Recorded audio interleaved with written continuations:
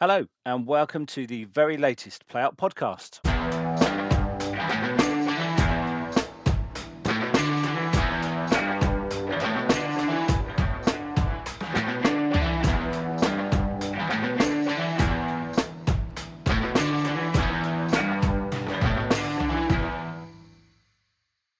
Welcome to this latest episode, wherever you are listening, and we are grateful to have your ears for the next 45 minutes or so.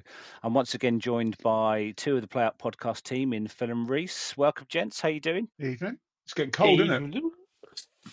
It's not raining. I'll take that. At least it's sunny. We've whacked the heating on. Don't you worry. It's been on for a week.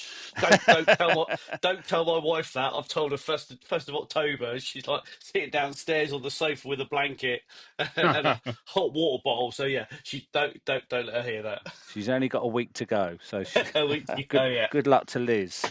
Right, so rather excitingly, obviously, a couple of weeks ago was the very first Pompey versus Scum game in 14 years. So first up, we have the trip up the M27 for the real South Coast derby against the Scummers. The Blue Army travelled in force in the bubble coaches, and over 2,500 made the trip, which went off without any major problems. Bridges and roads on the route were closed to stop anyone from taking aim at the coaches with insults or even ammunition.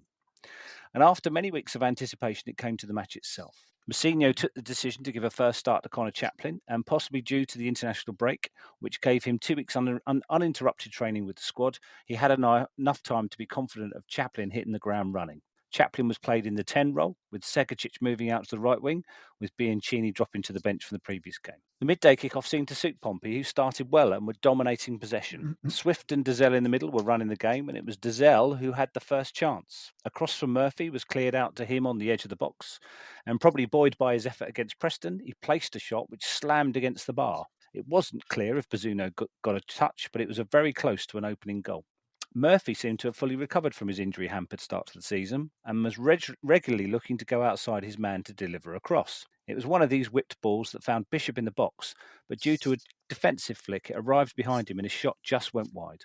Then disaster struck for Pompey. A long ball was chased back to the goal by Ogilvie, but Schmidt seemed to be playing a very high super role, and in coming to clear, he clattered into Ogilvie at speed, and both players stayed down for a long time. Schmidt left the field holding his hand, and Killip replaced him. Ogilvie, though, played on with what looked like a golf ball-sized lump on his head, concussion checks presumably having been passed.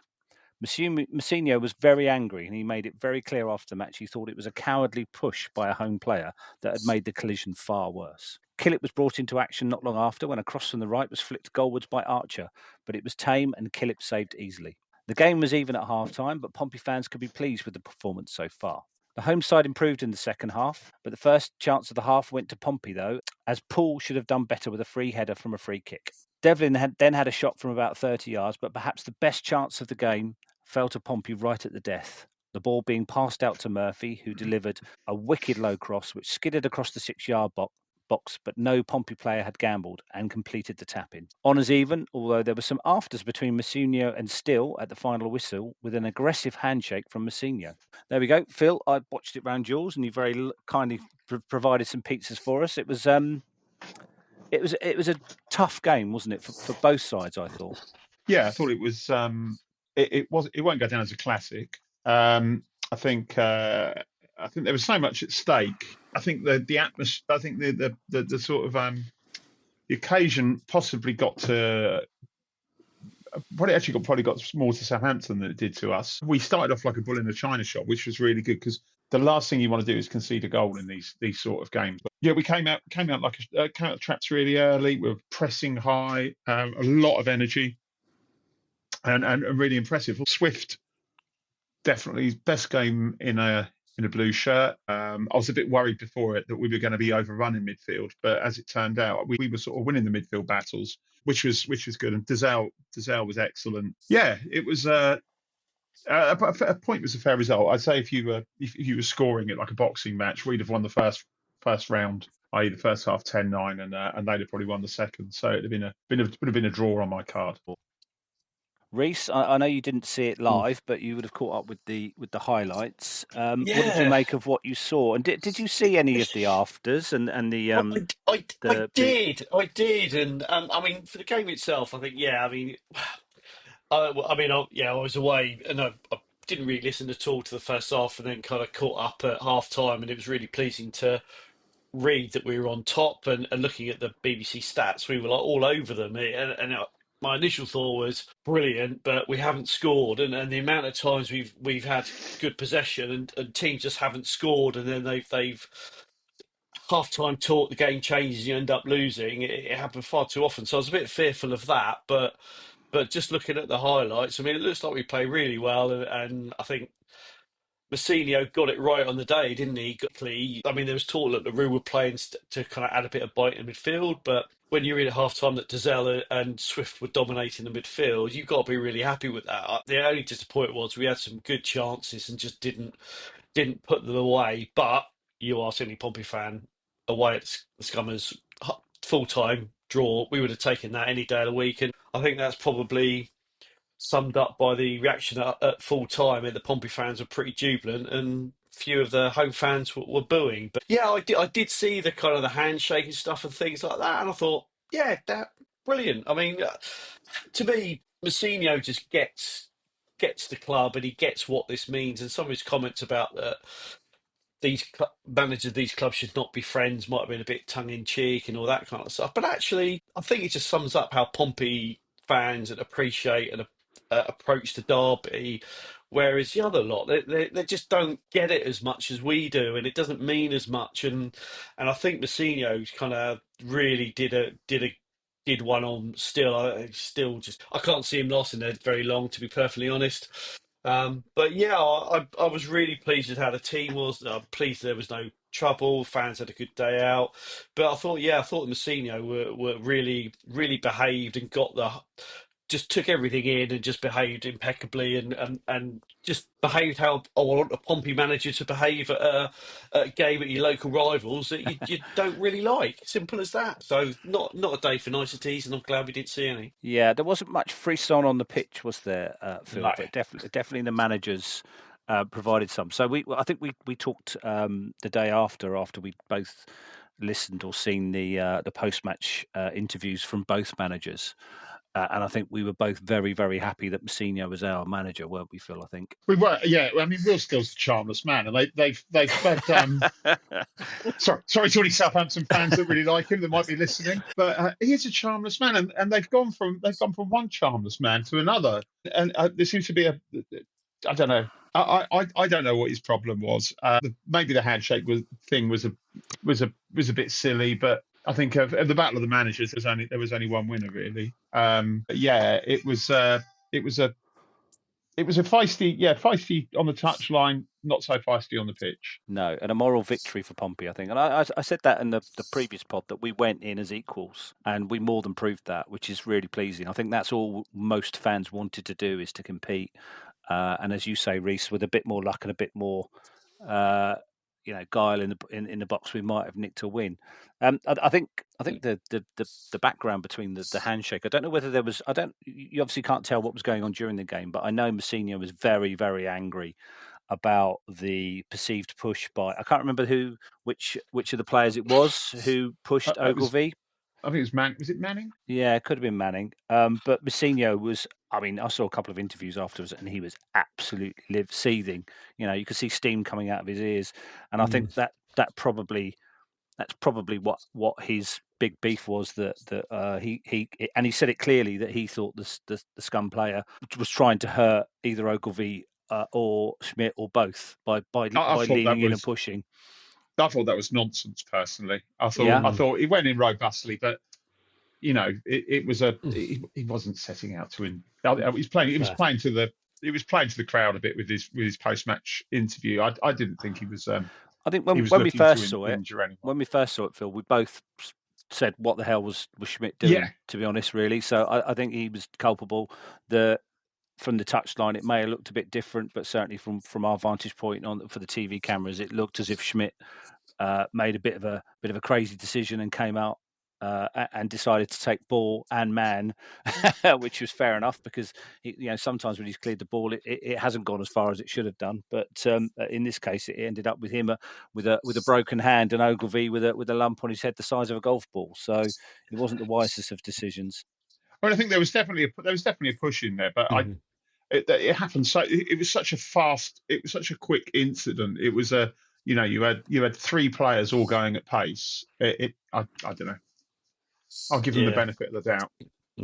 So obviously that. No, go on, Reece. I was about to say. I mean, I agree with Phil. I mean, it happened so quickly, and I mean, I can obviously only look at the replays, but it's just the fact that Ogilvy crouches over, doesn't he, and he goes straight into his midriff, and it could have been bad, but I just can't see how it was kind of premeditated or anything like that. But I can understand why Bassino was annoyed, because he could have lost his left back and he could have lost his number one goalkeeper. Well, he has, doesn't he? So Yeah. Well, obviously, Killips came in. I thought he played well for the remainder of the game. There wasn't anything that he needed to do. Luckily, really, I guess there weren't that many attacks coming his way.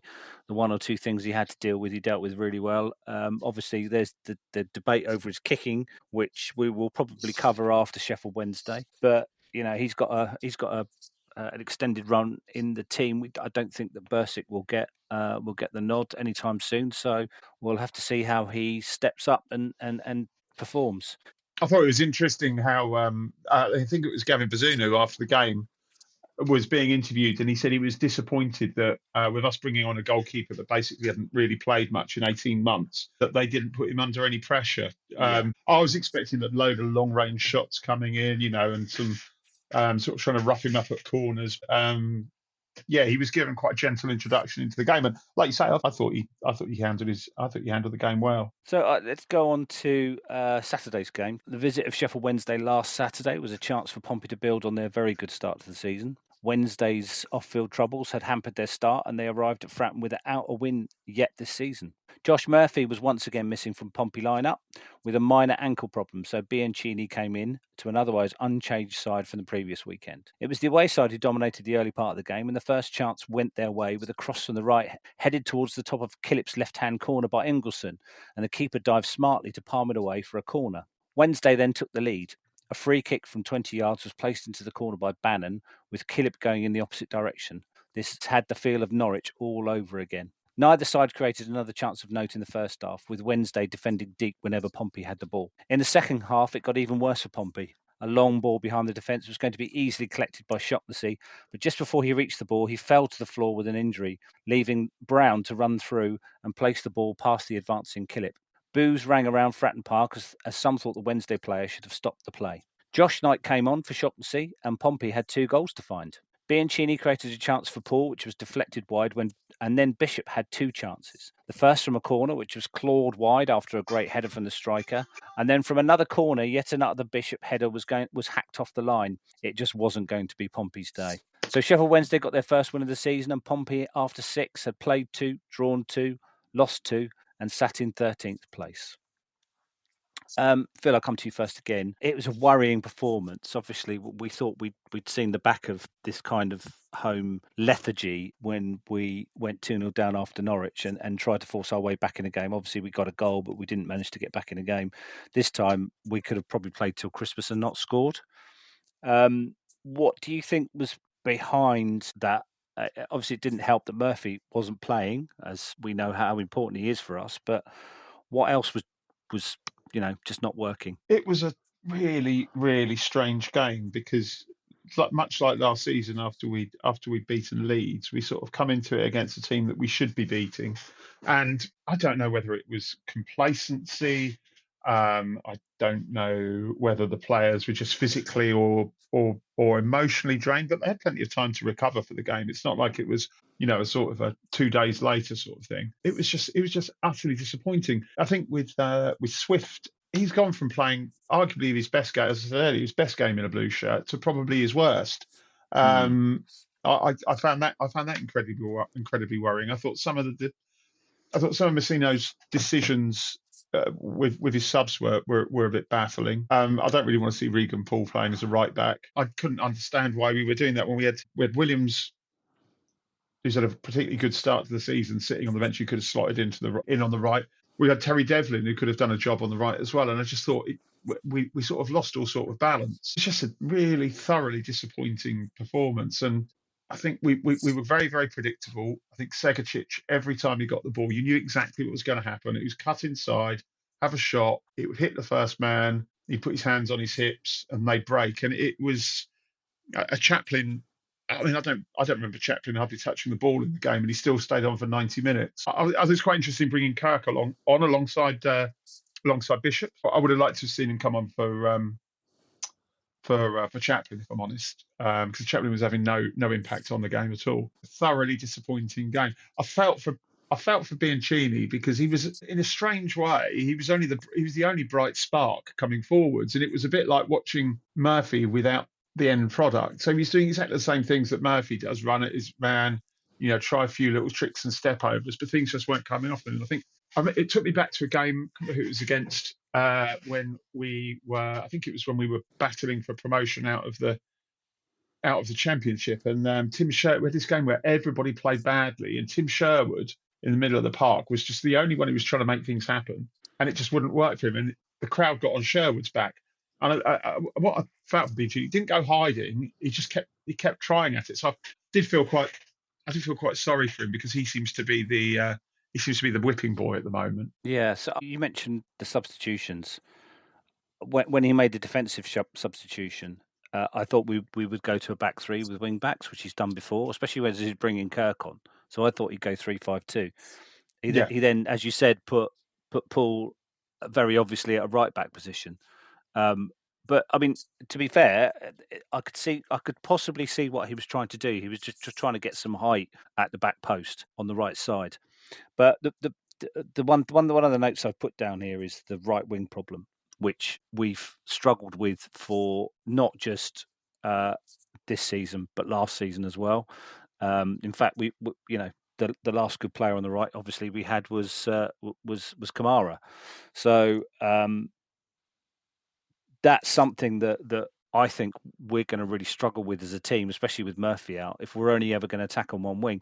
And I like what you said about Bianchini. You're right. The reason the fans were bemoaning his lack of product is because he was the only one who was on the ball all the time trying. Chaplin was, worryingly missing in action, and I want to talk about him in a minute as well. I thought when he brought Kosnovsky on that Mousinho had given up on getting anything out of the game. I thought at that point he just thought, I'm just going to give players minutes, and the result takes care of itself.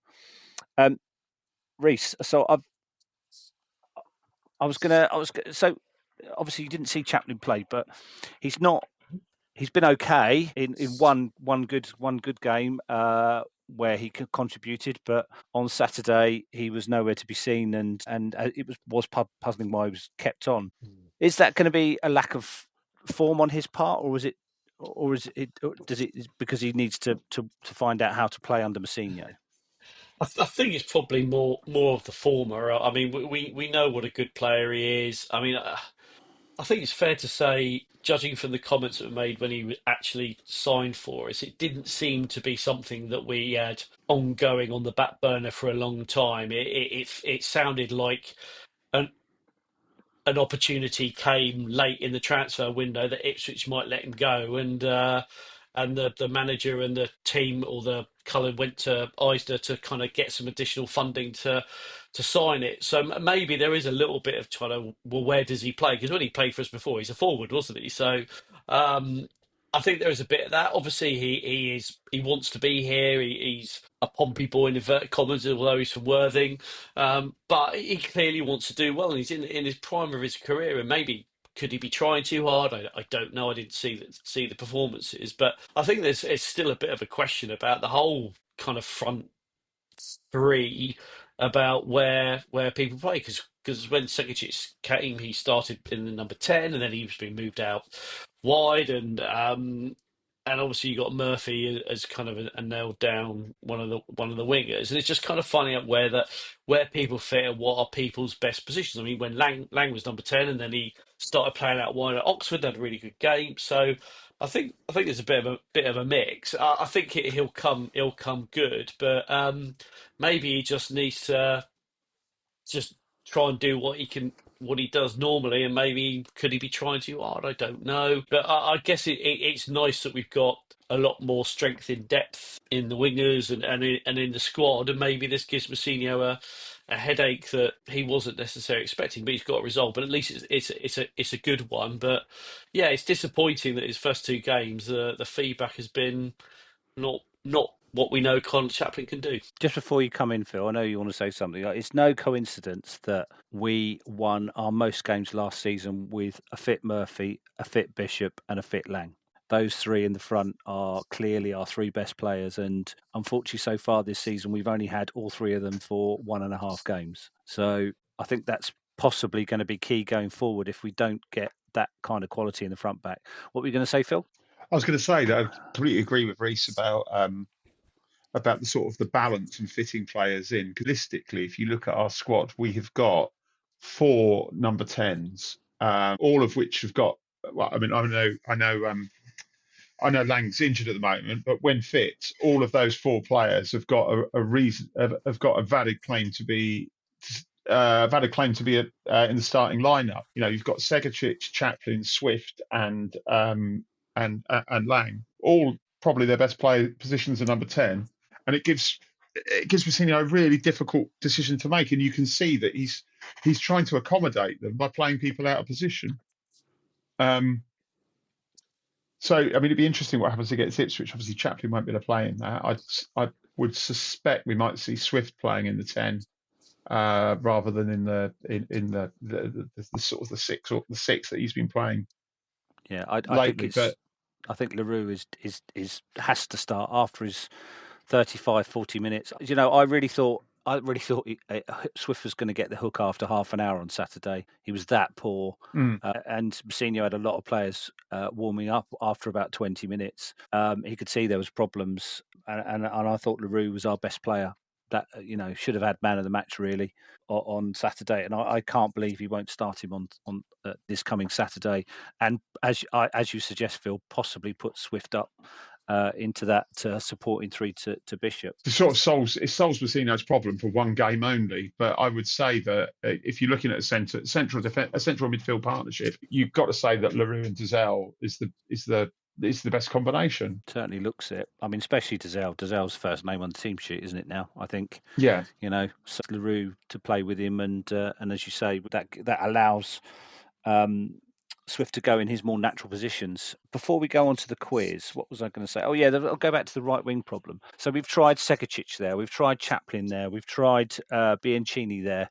As you said, Reese, Lang started on the right-ish. And had a great game again against Oxford. What do you think he can do about that? Does he persist with Segacic and see if he can get him to go outside his man, or instead of cutting in all the time, or does he try something else?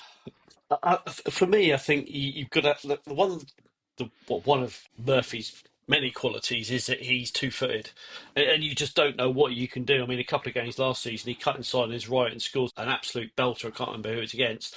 Yeah, you look at the games and the highlights of certainly of the Southampton away game. He was cutting his man, beating his man, and going in with his left foot. So, if Segacic is such a one-trick pony and he can't go out on the right as well as cutting on the left, then I think you got to look at somebody else or look to do something, or he has to try and mix it up a little bit because, as you say, he does seem to come in. He's clearly got a good left foot, but if that's what he's going to do every time, then it's fairly predictable. So, yeah, it is a hard one. I think training will probably come into this about what he sees in training it. And Mousinho doesn't strike me like as a Harry Redknapp at all. He wants to work with players. He wants to make players improve as opposed to, oh, they're professionals, know what they're doing. I'll just manage them. But yeah, what he does, I don't know. We haven't say got that balance, or we don't know our best 11. Certainly our best 4, although probably it's the best 3 behind the striker. I just think it's going to be interesting to see how things go. I think Bianchini, you want people who are going to continue trying. I mean, you don't want people who are going to like our friend from Blackpool who went to Blackpool from Middlesbrough, and it just doesn't really starts hiding a little bit. And if he isn't, then I think he's still plugging away. Then something will come good for him. So yeah, I don't know because I don't see him on the training pitch, but clearly we haven't quite worked out what our best three are behind Bishop. Were you impressed, Phil, with Knight? We saw quite a bit of him as well. Yeah, he looked good. He looked very calm. He looked fairly physical. His distribution was decent. I thought he looked good. I think he'll fit in. I think he'll slot in nicely in Shaughnessey's absence. Yeah, I'm quite happy with that. What I was pleased with is his passing seemed to be up a bit of a notch, and also he advanced a long way. I think that's partly because Sheffield Wednesday were employing the lovely low block, but he did seem to want to travel with the ball rather than pass it, across the back like we tend to do, and try and move the play left to right and try and attack down one of the wings. He seemed to sort of try and want to plough through the middle and commit defensive players. So that'd be interesting. I'm not sure how often he'll be able to do that against Ipswich, but certainly that was something that impressed me. Let's go to the quiz then, Phil. You've got one set up for us. I have. So I saw a picture on I think it was the other day. Neil Allen, he posts a good morning photo every day, and there was a player in the picture, and I thought, I don't remember him playing for Pompey. So I thought I'd do a little quiz of, I can't believe they played for Pompey. So I've got 22 players. I can't believe you're expecting to get any of them right. And it's a very simple one this week. We're gonna read out some players, and I'm going to say to you, did they play for us or did they not play for us? And that does sound simple. It sounds simple. Scott, as you, I think, won the last quiz we had, you're going to have the honour of going first. I've got them in a random order, so no complaining about getting tricky ones. So we're going to start off with you, Scott. Jason Cundy. Did he play for Pompey? I saw him play for Pompey at Brentford in a friendly. So yes. Very good. Reese, Ronnie Warwook. No.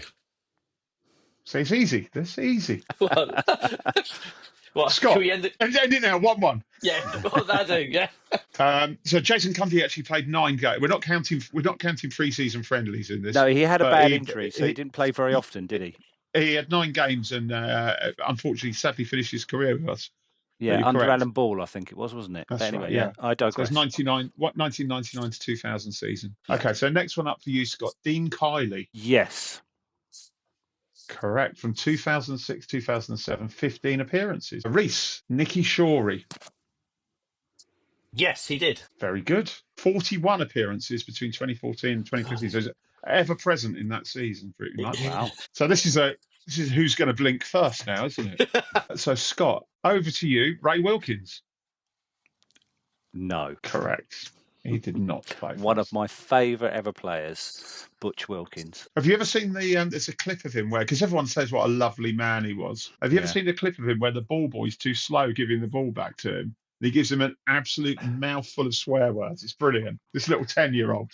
Glorious. Well, he also got sent off for throwing the ball at a referee for England. So, he had it in him. He had it in him. All right, moving on to Reese. Emmanuel Olisa-Davy, who believe it or not represented Poland internationally. Really? No, I don't think so. Reese blinks. He did. Did he? Two appearances in the 2005-2006 season. Oh, good. 20 years ago, 2 games. Brilliant. Okay, fine. Over to you now, Scott. Christian Daly. That's not a newspaper for Roman Catholics or anything. No, Blackburn and Celtic he played for, didn't he? I don't think he played for Pompey, no.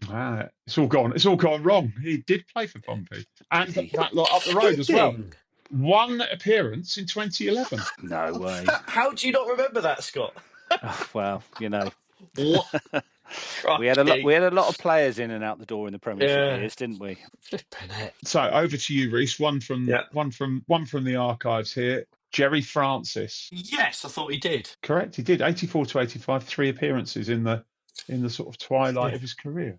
So back over to Scott. Ash Jensen.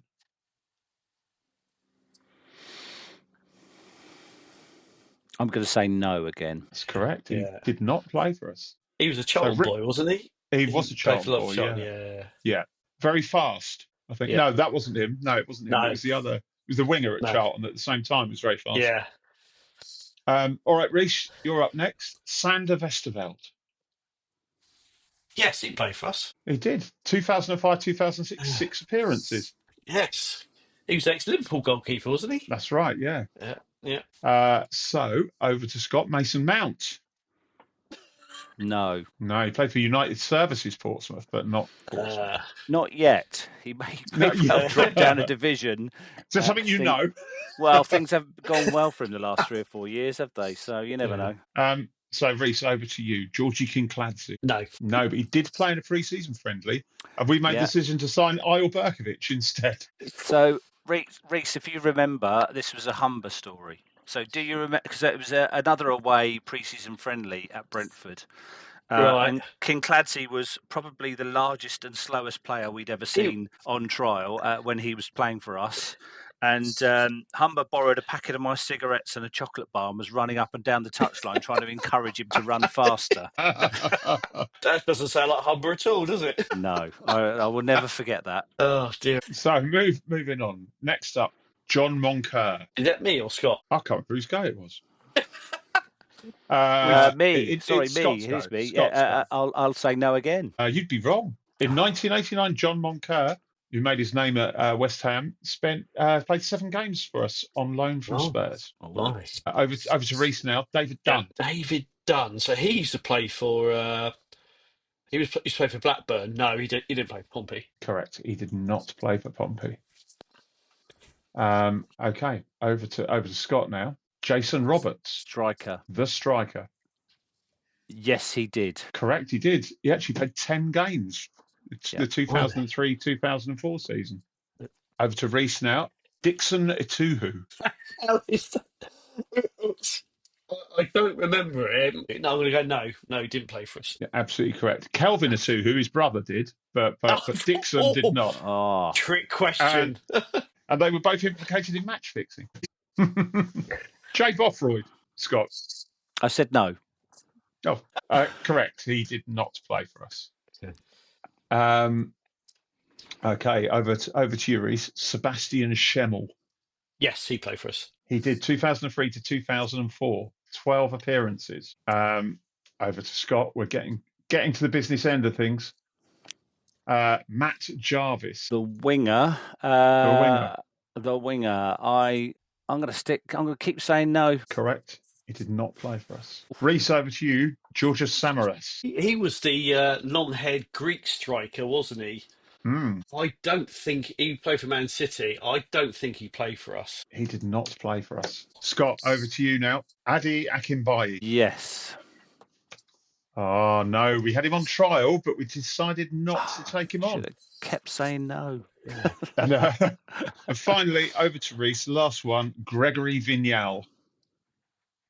Yes, he played for us. He did 2005 to 2006, 14 appearances. So at the end of that, Scott with a fairly healthy 7, but Reese with a very impressive 10. Thank you very much. Reece. Thank you. Well done. Well done, gents. Well done. Good old grey matter not quite going yet. There was some good ones in there, Phil. There's some real good ones in there. So thanks for that, Phil. I'm glad my crown has been passed to someone else now. I couldn't bear the weight of it. So we've got 3 games in a week coming up, and 3, well, very much on paper and probably in real life, tough ones as well, especially the game at home a week on Saturday at Middlesbrough. We've got Ipswich at home, then Ipswich away on Saturday, Watford at home on Wednesday, and then Middlesbrough the following Saturday.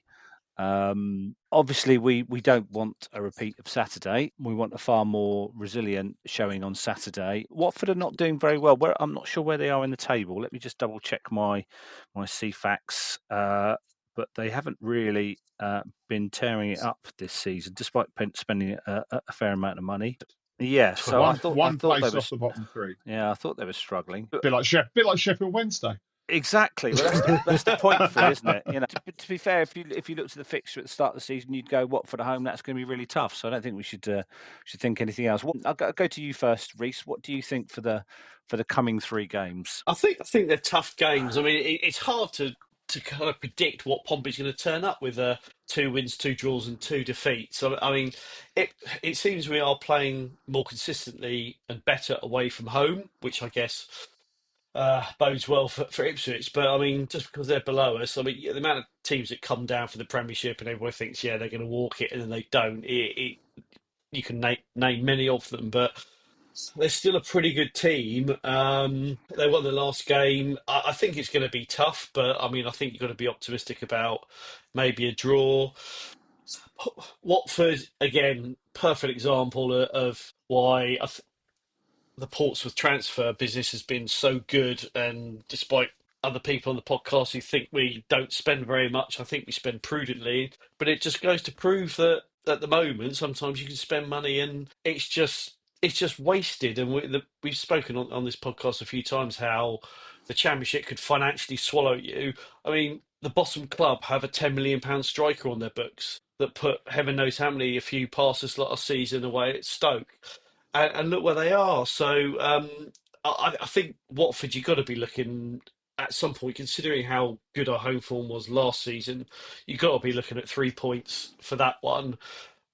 Top of the table, likely to be Middlesbrough, be more tough, but again, we usually do well when our backs are against the wall or with the underdog. So quietly optimistic, but the whole squad selection is a bit unknown. It's really hard to predict at the moment. So I would like to say we should at least come out with 4 points. Anything more than that, I think would be a good haul. Yeah. Do you think he'll start? So Murphy apparently isn't going to train until tomorrow. So we're recording this on Thursday evening, and so Friday's the last training day before they go to Ipswich. Apparently Murphy's not training until tomorrow. Would you keep Murphy back until Watford at home, or would you risk him? Because there's no guarantee. That we Yeah. we can get a point or win the game with him in it or out of it at the moment. We're just not scoring goals. So Yeah. is it worth the risk or not? Keep him back. Sorry, Reece. Yeah. I I'd keep don't him know back, but I don't think Mousinho will. No. Yeah, I was about to say I would keep him back. I mean, we spoke about strength in depth, and undoubtedly, I think we do have more strength in depth, but that doesn't mean we have an automatic backup as good as Murphy, and we don't. I mean, I think one of Mousinho's strengths last year was he managed the games considering the season, and we know about how he kind of dropped certain players, rested certain players for the big away games. No, we had another game on Wednesday, and we had an injury crisis. I'd like to think he's still doing that. If he's not right, he's such an important player for us. If he's not right, don't whisk him. It's not. It's not worth. Yeah, it's not worth the risk. He's such an important player, one of maybe our most important players. So I'd like to see him. Don't take the risk for this game. We've got another game 4 days later. Yeah, true. Phil, what do you think? Yeah, I wouldn't risk him. But I think we will. If he's fit, I think it'd be interesting against Ipswich with Chaplin not in the side. I think it's mentioned it earlier. I think he's likely to go with. If he's got any sense, he'll go with LaRue and Dazelle in the middle. Swift play if you push him into the 8 role, or maybe Swift after his performance gets dropped. I don't know, and we put Stegacic in the middle. But then that opens the question: who do you put wide right? Maybe Bianchini, because that's his more natural position. Maybe Yang, possibly. But who knows? It'd be interesting to see someone that offers something a little bit different.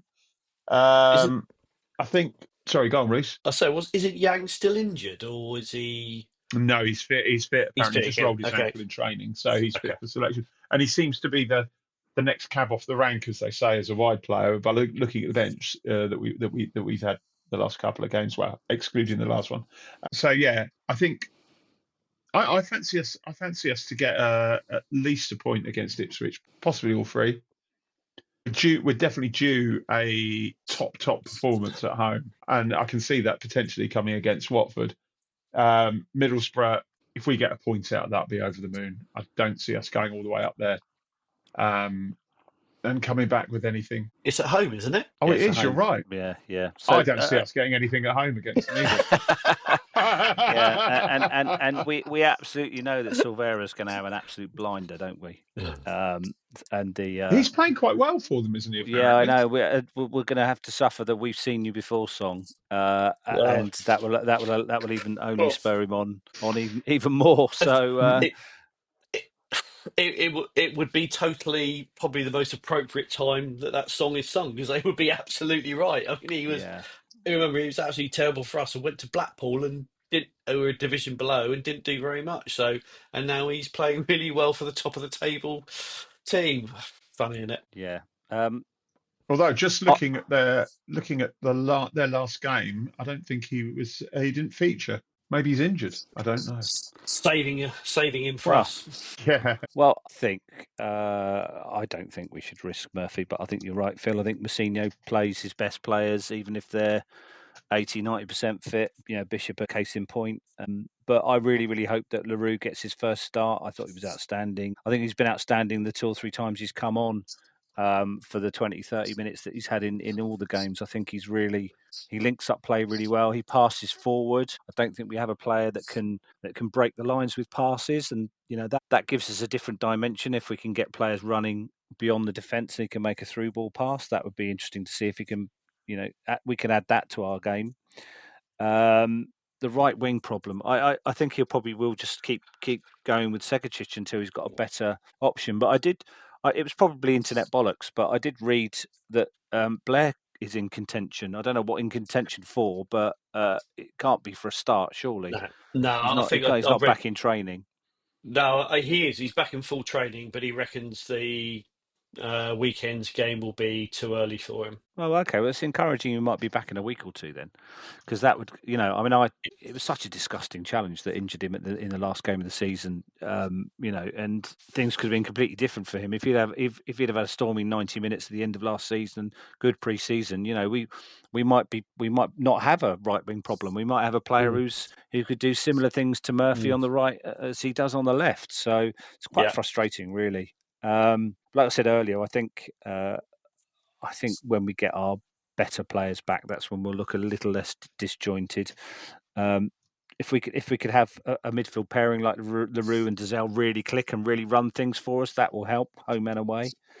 But I think for Ipswich, I'm hoping for a point. Watford, I think again we need to win that to keep up our 1.5 point average per 2 games or whatever it is. And Middlesbrough is a free hit. If they've played another 2 games and not lost, they come as very, very high favourites, and anything we get out of that game, as it was at most clubs who were flying that came to Fratton Park, we do tend to sometimes raise our game, so we might surprise ourselves. Who knows? We might have a load more injuries in Ipswich and Watford, and we're playing Kosnowski and Yang on the left, and God knows who on the right. So we'll have to keep our fingers crossed that we don't get any more serious injuries over the next 3 games. So thanks very much again, guys. Oh no, Phil, you've got one last point. One last point was I thought it was interesting. I think it was Richard Hughes, or it might be Messina, was talking up Franco Ume in the week,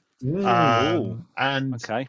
he's a player that's got absolutely 0 mentions since he signed for us. Really, he plays on the right. I wonder if he's going to force his way into contention. Well, it's a possibility, but usually Mousinho bloods them with a couple of short sub appearances. But I'm not sure whether he was on the bench for the last game. Certainly didn't come on. He's not made the bench. He's not made the bench for. No. And apologies to Sammy Silvera. He came off the bench in their last game, but stayed on the bench for the game before for Middlesbrough. Okay. Well, he's at least contributing. So let's see if he does cause us some problems. Reece, did you want to say something right at the end there? Well, I think it's just injuries again, but I think we just shows how our transfer business has been really good, because we're not having to rest players, and we are actually going into the season where we are playing Wednesday, Saturday, and I think the way the club has kind of handled that is proven to be right again. I'm just really pleased with how our transfer business has been, I think, very, very good. And I think over the course of the season, I think that will pan out in a better finish than last year's. I say if we beat Sheffield Wednesday, we would have been top 6 almost, I think. But yeah, it'll be interesting. 3 games and a good podcast next time, I think. Yeah. One last weird shout. What about Captain Marvel to step up and solve our right wing problem? Any chance of that, do you think, Phil? Marlon Pack. Yes. He's played everywhere else. He's played everywhere else. In an emergency. No. He could go in goal. Well, we did say his legs have probably gone, and actually he could probably be good in a 3-5-2 with 2 players kind of protecting him.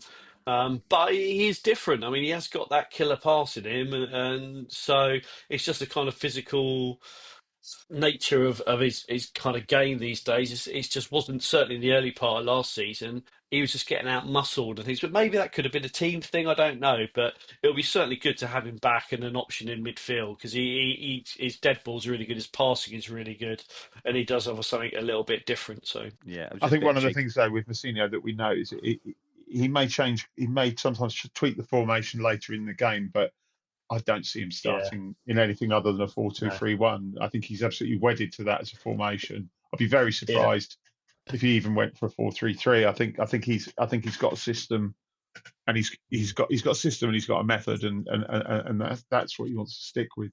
Yeah. Having said that, we'll probably line up with, I don't know, 6 defenders or something next game, and I'll be proven wrong. Whatever works. If we get a point at Ipswich, we won't bemoan it. Right. Thanks very much, guys. Awesome as usual. The pod will be out in the next 24 hours. I hope everyone enjoys listening to it, and we'll be back in a couple of weeks. So let's hope we've got a few points under our belt. Cheers. Play out, Pompey. Cheers. Play out. Thanks all.